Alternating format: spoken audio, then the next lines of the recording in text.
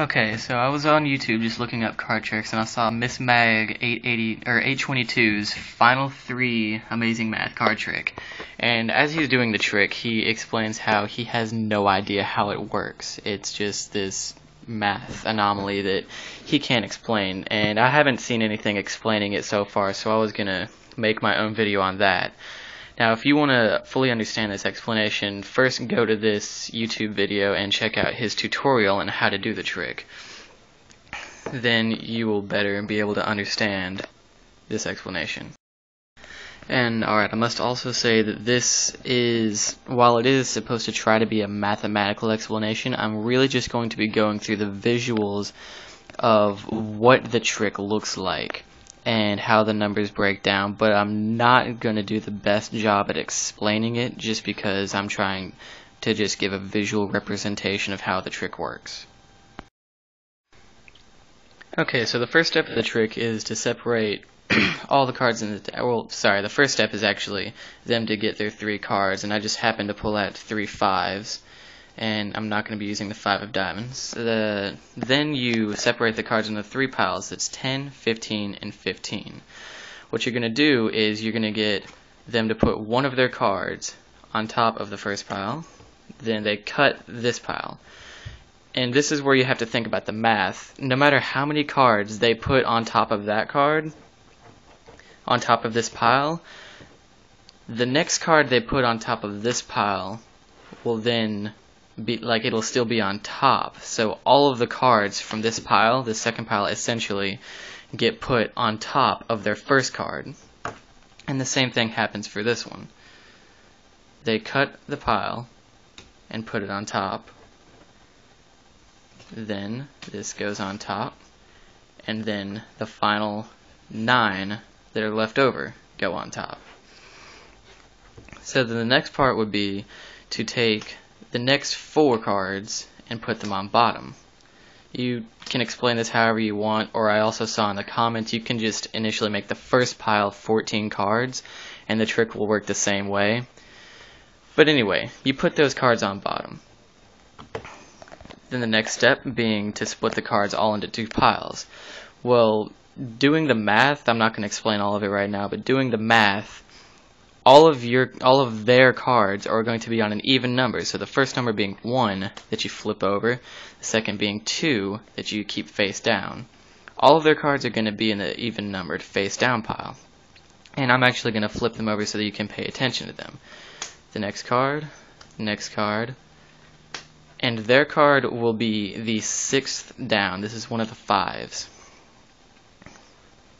After that, the next card will be 16 cards down.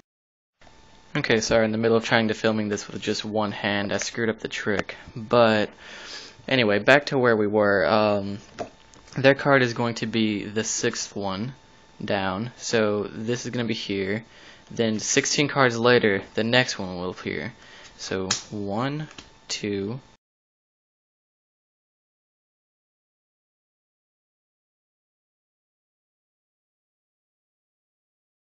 16, and here's the next 5.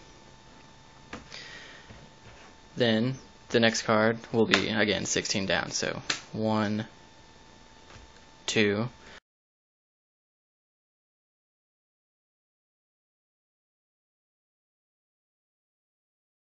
15, 16. There's the last 5. And okay, so all these cards get to get thrown away. So half the deck just disappeared. Now, if you just pay attention, since all the cards are flipped over, it'll be easier to understand that this is now all of the deck that you have. So you flip one, put the next one down, flip one, put the next one down, flip, down, up, down. This is still an even numbered card, so it still stays in the right pile. Up, down, up, down, up, down, up, down. Second one. Up, down, up, down, up, down, up, down, final. And then there's 2 cards left, up, down. Alright, So that one left 8 cards in between each of their cards. So again, those get thrown away, and you go through the final process, up, down, or next to final process. So this is again their card, up, down, up, down, up, down, up, down, up, down, up. That's the only odd one. Okay. So if you've been paying attention close enough to count on your own, you'll notice that the first time through, in between each of their cards, there were 16 cards. The second time through, there were 8 in between each of their cards, and the final time through, or the time through after that, there were only 4, and it gets down to where there's only 1 in between each of their cards. So that in the end, the last 3 that you have to pull out, well, these will all be face down. I'm just doing it backwards to make it visually easier, but the last 3 that you pull out will be their 3 cards because of the way you set it up in the beginning. So I don't know if this explanation helps very much, but I can understand the trick, and I hope that it helps anyone who's viewing this. And lastly, I want to say, just as a tip, I personally would like to do this trick if you can get 3 people, because Miss Mag explains that you have to get them to write down their card number, because not many people are going to remember all 3 cards, and they're not always going to be 3 5s, or in his case 3 aces. But I just find it easier if you do it with 3 different people, because each of those people can remember their one card. And even the spectators, whenever everybody finds their cards at the end, the spectators will know that that was right, that you were right, you got all the cards out, because, well, unless the people just lie, and that wouldn't be your fault anyway.